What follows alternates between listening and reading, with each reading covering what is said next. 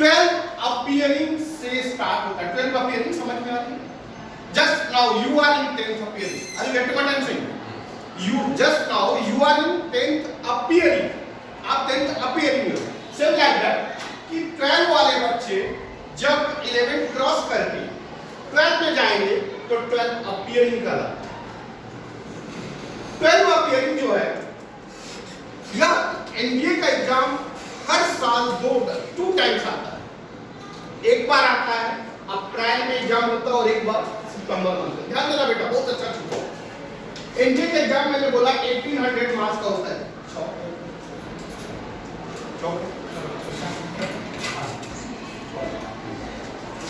जो 1800 मार्क्स का एग्जाम होता है दो पार्ट में होता है। सुनो बेटा,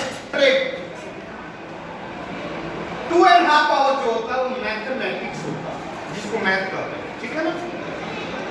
यह 300 मार्क्स का होता है। मैथ जो होता है 300 मार्क्स का होता है।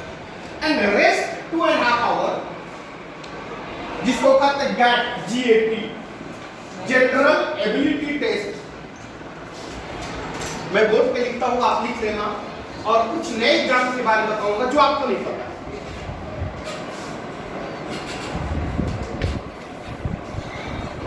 लिख लेना आप लोग, एनडीए कौन एग्जाम देता है? यूपीएससी। बोलते रहिए, एक्टिव रहिए। यूपीएससी किस बेसिस पे होता है? 11th and 12th। अच्छा एक बात तो बेटा, एनडीए का एग्जाम जो होता है वो army, air force, navy and naval academy के लिए होता है। कुछ बच्चे और कुछ लोगों को ये नहीं पता। आप 11th 12th में, सुनिए मेरी बात सुनिए, आप साइंस ले सकते हैं और आर्ट्स या कॉमर्स ले सकते हैं। ध्यान देना,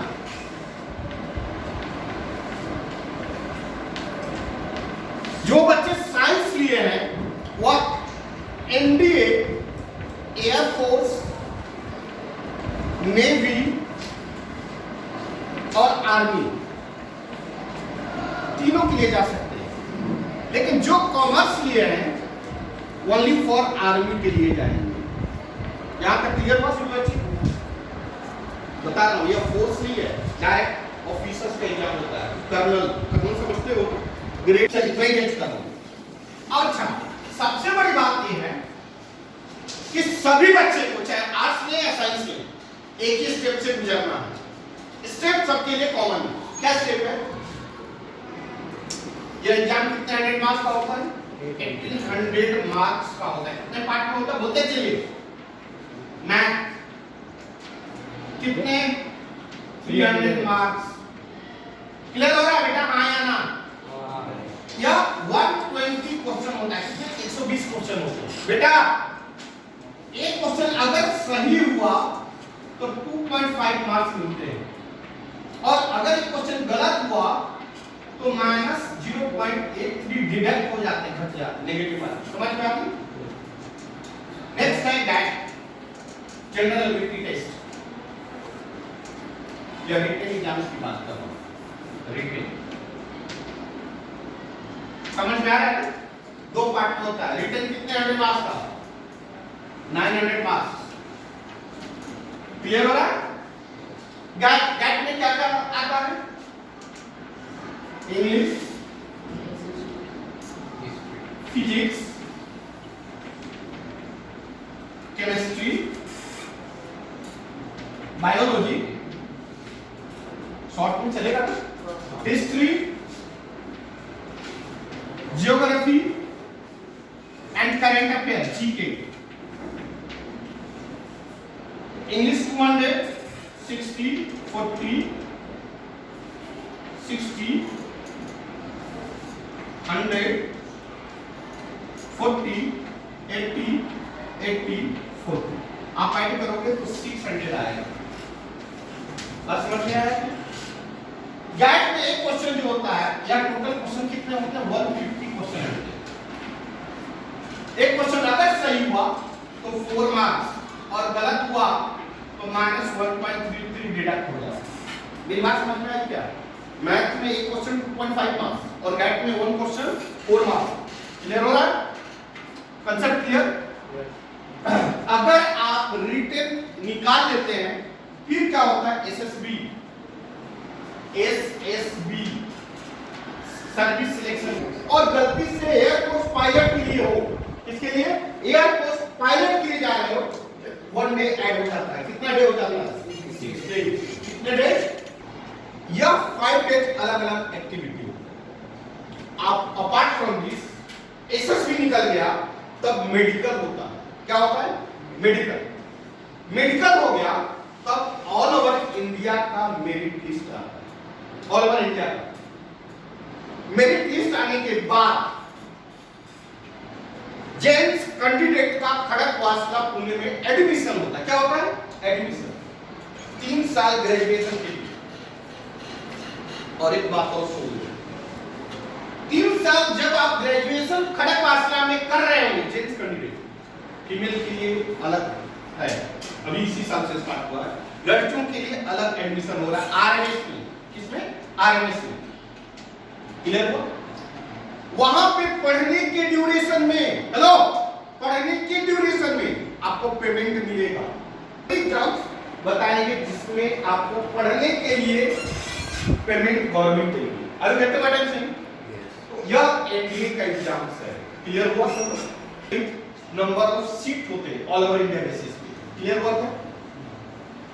यह रहा एनडीए के बाद। आगे बढ़ो, सबको समझ में आ गया एनडीए? क्लियर हुआ? आगे बढ़ा जाए। नेक्स्ट एग्जाम है टीएस, टेक्निकल एंट्री स्कीम। क्या है? TES, technical entry scheme. लोगों को पता नहीं बेटा, कम से कम पता तो that we can decide. TES, technical entry scheme, ये आर्मी में होता है। किसमें होता है? आर्मी में। इसमें डायरेक्ट एसएसबी होता है, रिटन नहीं होता है। रिटन जो होता है वह जेडब्ल्यू मेन के स्कोर पे होता है। किसमें? जेडब्ल्यू मेन के स्कोर पे सिलेक्शन होता है, उसके बाद एसएसबी होता है। एसएसबी अभी बताया नहीं। क्लियर हुआ? एसएसबी के बाद आपका सिलेक्शन होता है, मेरिट लिस्ट आता है बच्चे, और मेरिट लिस्ट के बाद 4 साल इंडियन आर्मी इंजीनियरिंग कराती है। किसको? आपको क्या कराएगी? इंजीनियरिंग। और during this time period every week 8,200 rupees पर वीक, मतलब मंथ में 35,000 के करीब पेमेंट मिलता है पढ़ने के लिए। समझ में आ रहा है? नेक्स्ट है BTech navy entry scheme. BTech navy entry scheme या नेवी में है। किसके लिए? इंजीनियरिंग के लिए। समझ में आ रहा है? इसमें भी पढ़ने के लिए सेम पेमेंट मिलता है और मेथड भी सेम है, जेडब्ल्यू में और मुंबई में और एक चेन्नई में। क्लियर हुआ? इसका सेपरेट एग्जाम होता है मई मंथ में। किस मंथ में? मई मंथ में। आफ्टर ग्रेजुएशन 12, आफ्टर 12 मई मंथ में सेपरेट एग्जाम होता है।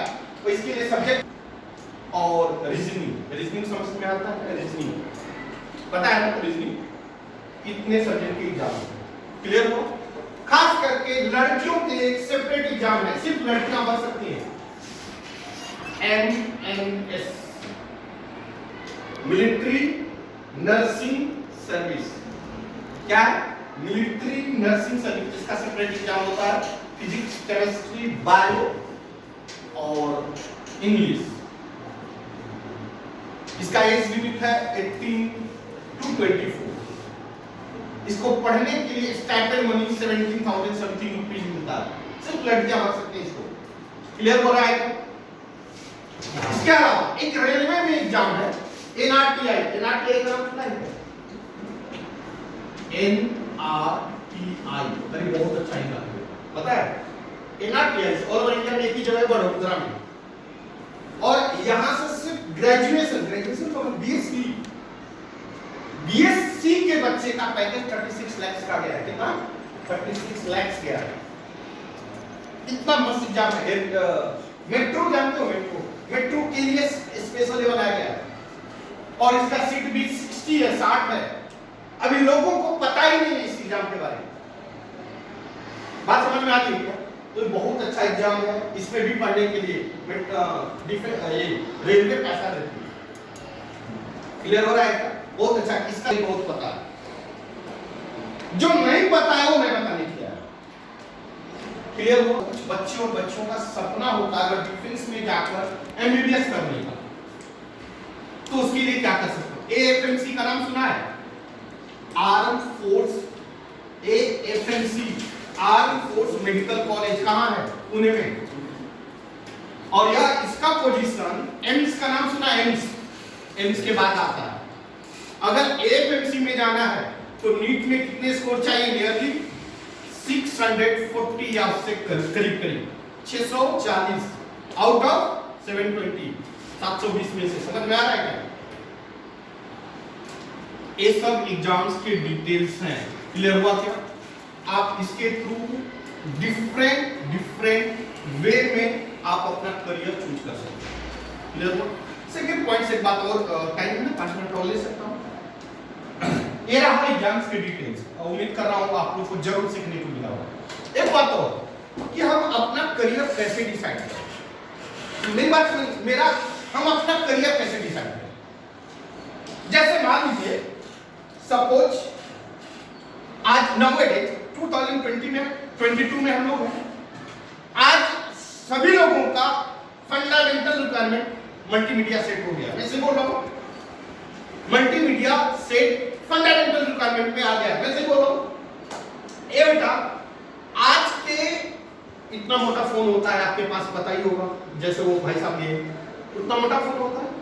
सोचो 2028 तक क्या यह फोन हम ढोएंगे? आप ढोएंगे नहीं, दुनिया बदल चुकी होगी। बात समझ में आ रही है? सपोज कि आप आज से सोचे कि नहीं मुझे इस फोन का मैन्युफैक्चरिंग सीखना है।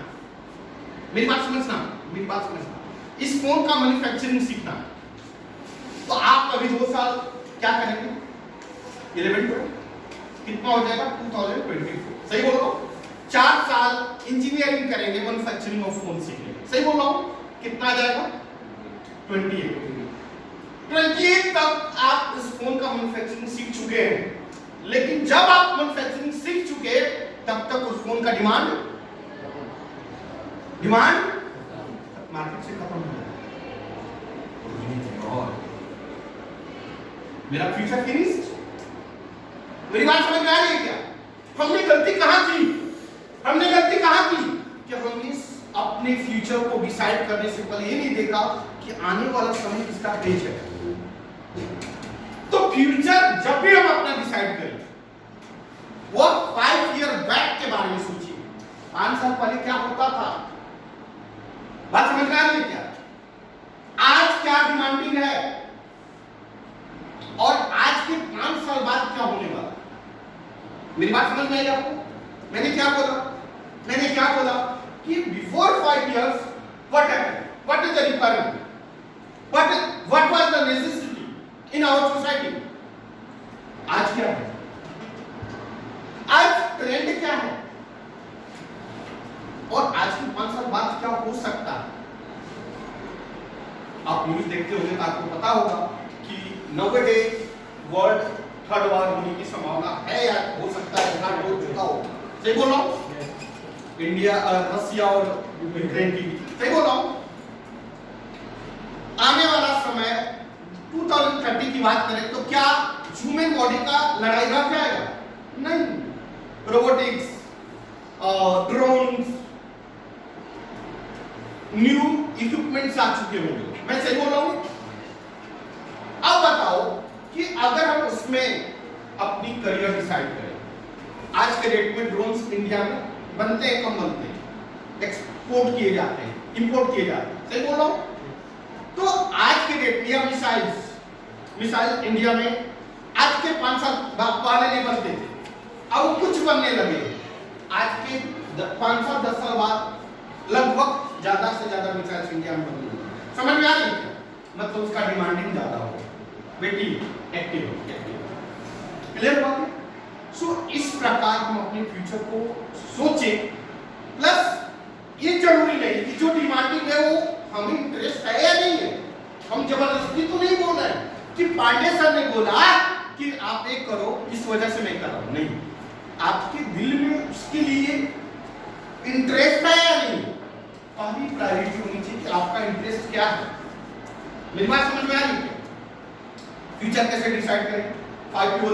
5 year before, now and 5 year later. सही बोला हूं ना?